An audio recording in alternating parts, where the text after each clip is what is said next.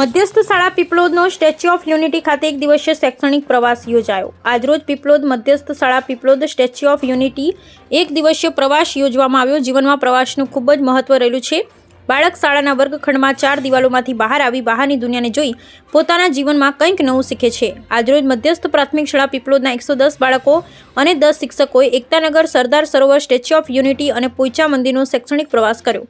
શૈક્ષણિક પ્રવાસ સરકારી એસટી બસોમાં કરવામાં આવ્યો। સ્ટેચ્યુ ઓફ યુનિટીની મુલાકાત માટે એડવાન્સમાં બુકિંગ કરવાનું હોય છે, જેમાં ફીમાં શાળાના બાળકોને 50% કન્સેશન મળતું હોય છે। શાળાના આચાર્યશ્રી દ્વારા બાળકોને શૈક્ષણિક પ્રવાસ કરાવવા માટે અગાઉથી આયોજન કરી પ્રવાસ કરવામાં આવ્યો। પ્રવાસ દરમિયાન બાળકોએ નર્મદા દર્શન કર્યા। સરદાર પટેલની પ્રતિમા ગેલેરીમાં જઈ બાળકોએ સરદાર સરોવરનો નજારો જોયો। સફારી બાગમાં અલગ અલગ પ્રકારના પ્રાણીઓ અને પક્ષીઓ જોયા। નર્મદા ડેમ ને તેની ખૂબ સરસ મજાનો નજારો જોઈ પોઈચા ખાતે સ્વામિનારાયણ મંદિરમાં દર્શન કર્યા। પ્રવાસમાં બાળકોને પૌવાનો નાસ્તો અને દાળ, ભાત, પૂરી, શાક અને ગુલાબજાંબુનું ભોજન કરાવવાની મજા એ પ્રવાસને અનોખો બનાવ્યો। આ પ્રવાસથી બાળકોને પ્રકૃતિનું આપના જીવનમાં મહત્વ અને તેનું રક્ષણ કરવા વિશે શિક્ષકો દ્વારા બાળકોને માહિતગાર કરવામાં આવ્યા।